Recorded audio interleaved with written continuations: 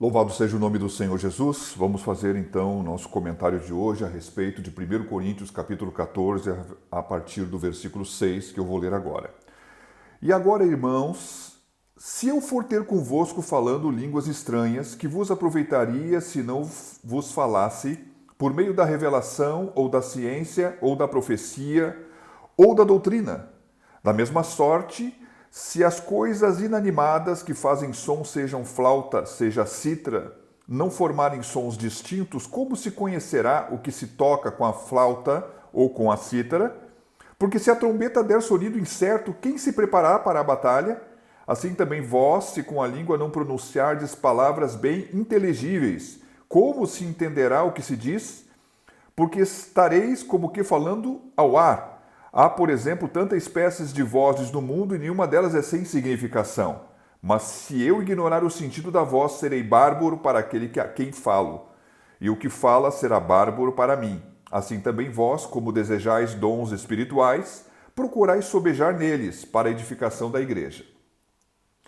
Bom, dividindo o capítulo em pedaços para não ficar muito longo, ainda que nesse capítulo os assuntos vão parecer muito iguais, muito parecidos, né? Então, hoje, falando aqui, o apóstolo Paulo, ele está com foco não de ser contra os dons espirituais, ele é a favor. Os coríntios, como ele termina aqui, e vou falar assim de uma forma inteira, já que li tudo, ele diz o seguinte: já que vocês desejais dons espirituais, já que vocês são zelosos pelos dons espirituais, procurai abundar neles. Sobejar neles, né? Procurai abundar neles, mas no que diz respeito à edificação da igreja. Não adianta ter um monte de pessoas juntas que estão buscando a edificação pessoal. A adoração que se faz na igreja, o grande objetivo no que diz respeito à igreja, além de adorar a Deus, é buscar a edificação mútua. Ou seja, este é o alvo. E é por isso que devemos buscar os melhores dons espirituais.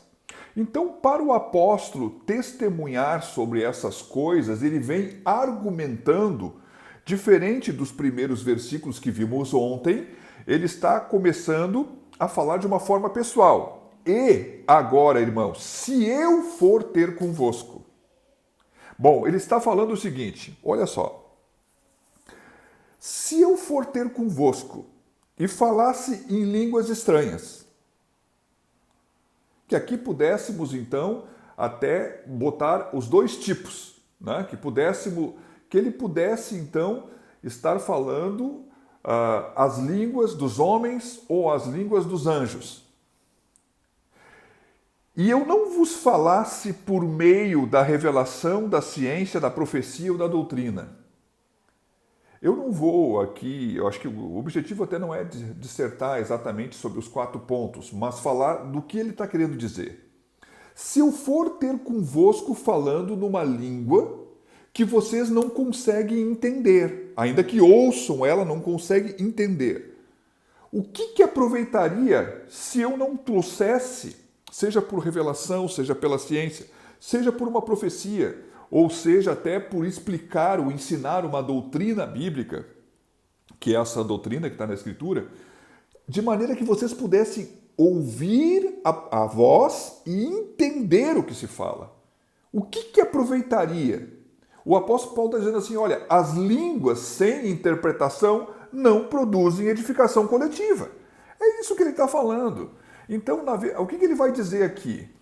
Olha, na verdade o que ele está dizendo? Olha, claro que uma revelação ou uma profecia, ela é mais rebuscada, mas o apóstolo está dizendo assim, ó, ainda assim uma ciência ou até uma doutrina explicada tem mais valor no contexto, quando estivermos juntos como igreja, do que uma língua sendo falada sem interpretação.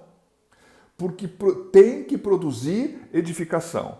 Então ele diz assim, olha, nós podemos pegar a flauta e a cítara. Né? Observe que elas são coisas inanimadas, alguém tem que tocar elas, certo? Todo instrumento tem que ser tocado.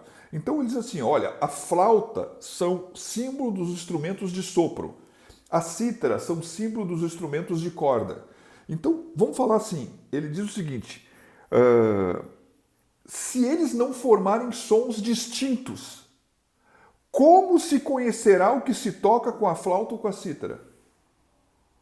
Observe o seguinte, vamos trazer para os nossos dias. O que ele está argumentando? Ele está pegando as coisas inanimadas, que são os instrumentos musicais. Quando uma música começa, conforme a nota começa sendo tocada, nós sabemos qual é o cântico. Tem uns até que não sabem, mas muitos sabem qual é o cântico que vai ser tocado. Então se conhece pela nota que é tocada, pelo arranjo que vai sendo trazido naquilo que vai sendo tocado pelo instrumentista, antes do cantor cantar. Meus queridos, então ele está dizendo o seguinte, olha, até mesmo aquilo que é inanimado, quando ele externa a sua voz, se não tiver uma conjuntura lógica, conhecida, ninguém vai entender o que está sendo tocado. E ele fala aqui também da trombeta, né?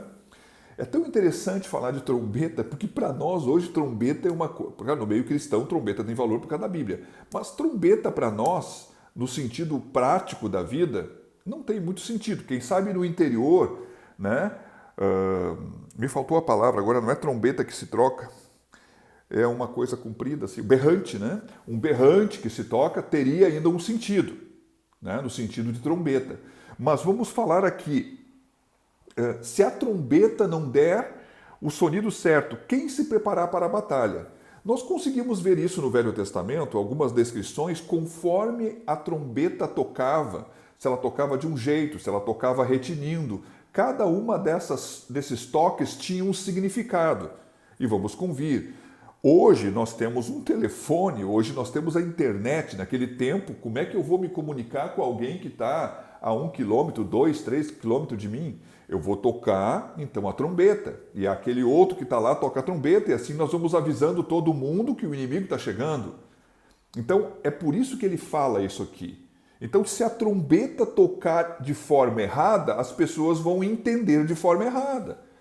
E, de repente, vão se preparar para a guerra quando estava sendo chamada para uma festa, por exemplo. Tá? Então, ele cita então, a questão dos instrumentos, a questão da trombeta, e ele termina aqui falando a respeito de uma coisa assim, ó. Há muitas vozes, né? Ele não falou línguas no mundo, há muitas línguas no mundo.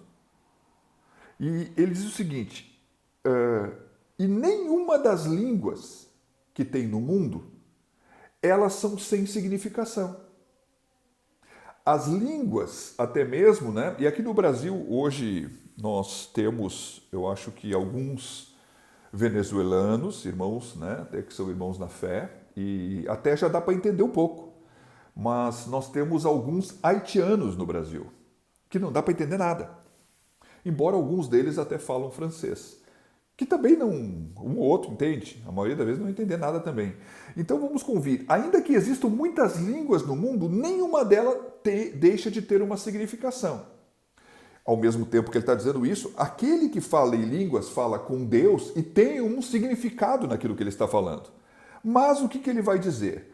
Mas se eu ignorar o sentido da voz, ou seja, ainda que eu ouça e não entenda o que ele está falando, essa pessoa vai ser como um bárbaro, como um estrangeiro para com aquele, o que fala e o que ouve. Ambos vão ser estrangeiros.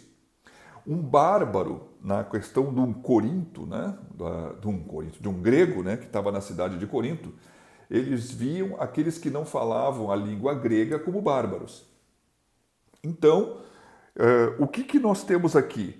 O apóstolo Paulo defendendo sempre a mesma coisa. Ele está usando alguns exemplos, que até mesmo todas as línguas têm significação, sim, tem um sentido, e para quem entende. Então, se alguém, como quem falando em língua estranha, falar abundantemente e não tiver entendimento naqueles que ouvem, na verdade, as pessoas não estão vivendo numa comunidade. Elas vão ter o sentimento de até como se fossem, então, parecidos como estrangeiros, como pessoas que fossem de nações diferentes. É preciso, para terminar, reforçando, sim, ó Coríntios, abundem nos dons espirituais, mas especialmente aqueles que trabalham para edificação.